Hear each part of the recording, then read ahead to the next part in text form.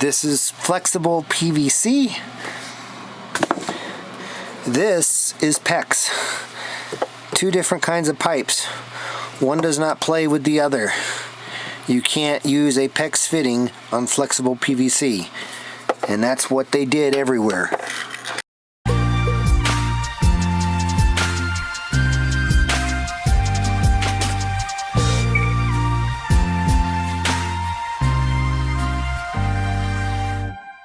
So there's a small crack on the water filter. I was going to go out and drive today in the Adobe Hills there and have some fun, but now I'm dealing with a leak.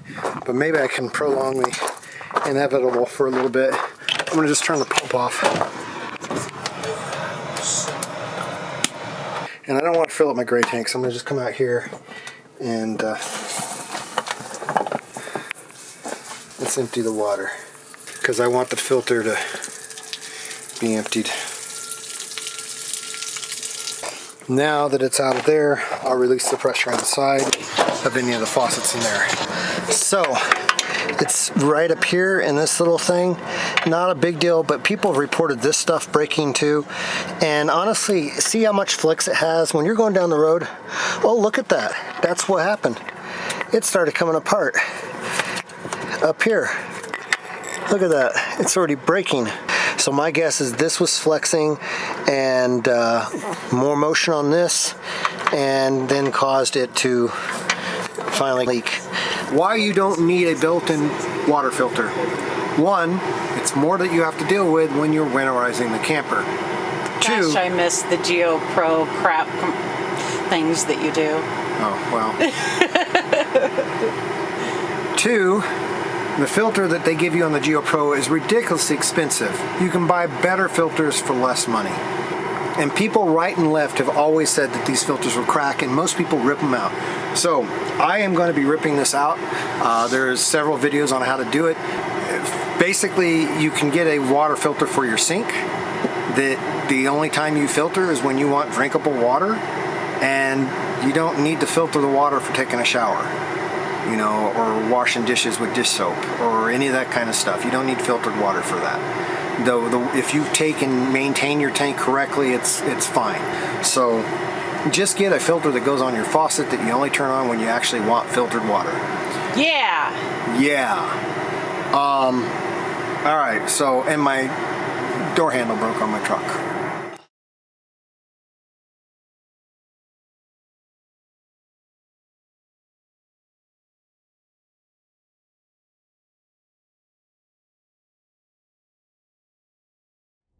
Crap my pants. Oh God. I don't like it. I don't like it. I don't like it. I don't like it. Okay, see, this is why I don't like Jeep tours. This is it, right here. I don't like Jeep tours. How are you get over that? Let's not. John? All right, so now we're in here dealing with this disaster. All right, so we'll unscrew this. It's full of water, so be careful. All right, drop the filter down. All right, so we'll just throw this out, throw it away. It's going to the trash. Goodbye. I got plenty of hose, so I'll just cut this off here. And probably should use a utility knife, but I'm too lazy about that.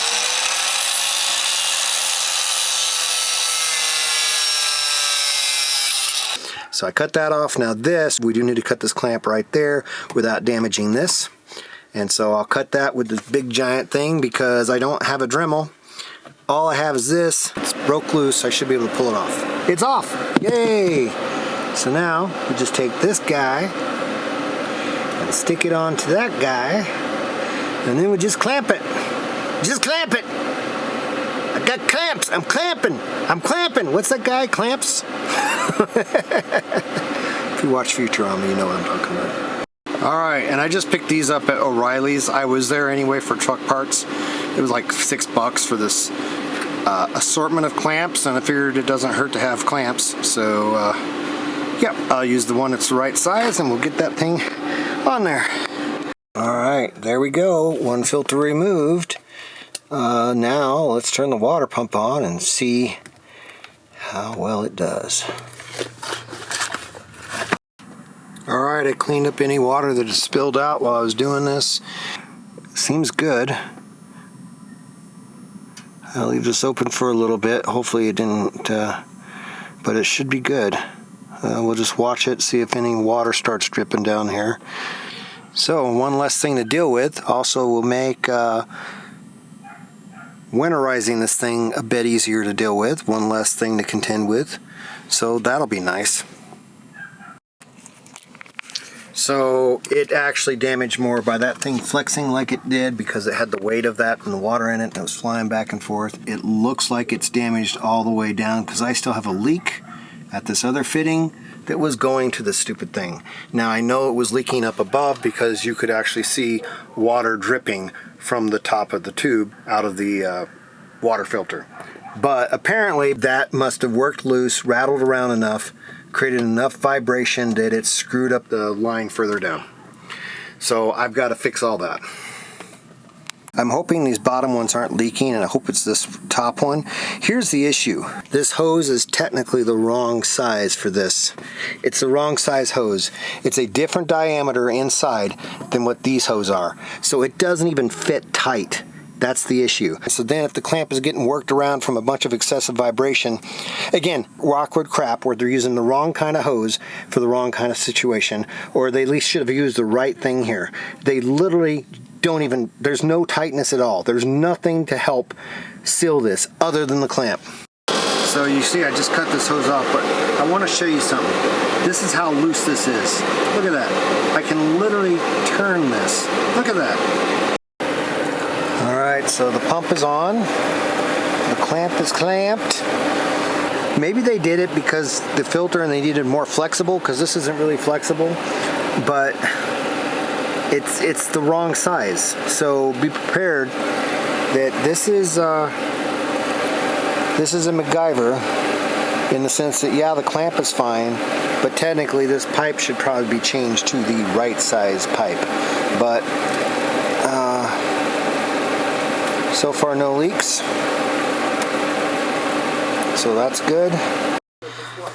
Alright, so this still leaked, and the reason it leaks after I did some more research is because you can't mix this kind of pipe with the other kind of pipe. Just as I suspected when I said it's too loose, it doesn't fit. This is what you get when you have morons design a camper. This is flexible PVC. This is PEX. Two different kinds of pipes. One does not play with the other. You can't use a PEX fitting on flexible PVC. And that's what they did everywhere. So if you're in the market for a camper, maybe check the plumbing. And if you see that they've actually connected flexible PVC to PEX fittings, then go to a different camper, because this is all gonna come loose at some point. Watch the other videos, and the people that are making videos about this so far, the few I've questioned, they actually have stated that they have either an EPro or a Geo Pro. One other guy, it was a Rockwood, which is, I mean, it was Forest River. It was a Forest River, which is the same company, that the parent company of all this. So it just seems that Rockwood, Forest River, all of them, that whole line, apparently don't even know how plumbing works. When I'm not even a plumber, and it took me, 30 minutes to realize something is wrong. So if you look at a camper and you see that they're using the wrong kinds of fittings on the wrong pipe, that's a reason just to not even mess with that brand of camper. Because I've already shown all the engineering flaws in this camper as we've gone through on our trips. This is just one more. If they can't even get a simple thing like this right, there's plenty of other issues that you're going to find with a camper. Alright, I put a paper towel down here. We'll see if this holds. It should probably be okay. We'll see. My wife had a little heat gun from her crafts, so I heated that. Not really hot, but I heated it to help put a little bit of a bend in it. Again, I don't know what I'm doing, but I know that even with my little bit of knowledge, have to have the right size pipe and the right kind of pipe to go on the right kind of fitting. I went to Ace Hardware. I bought this Shark Bite clamp crimping tool.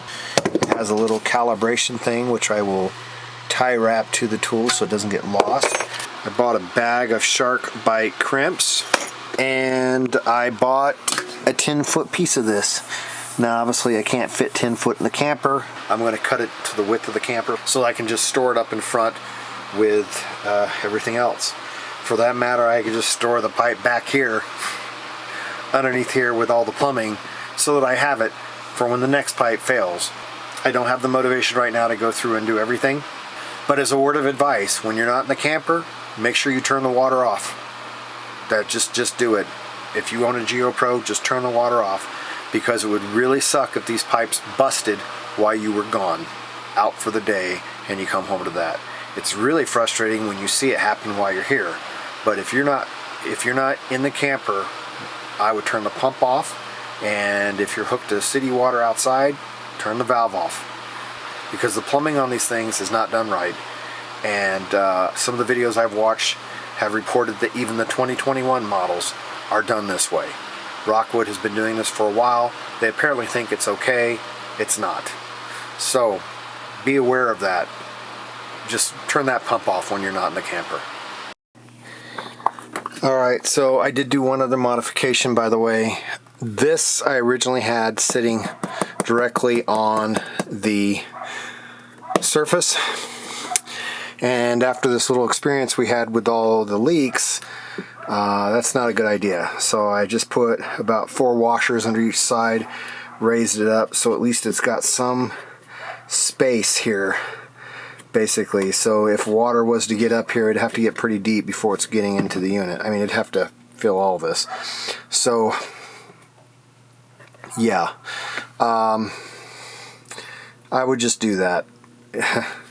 You know, when you're mounting this thing, keep in mind that just because it's inside, chances are your trailer is going to have a leak. So plan accordingly.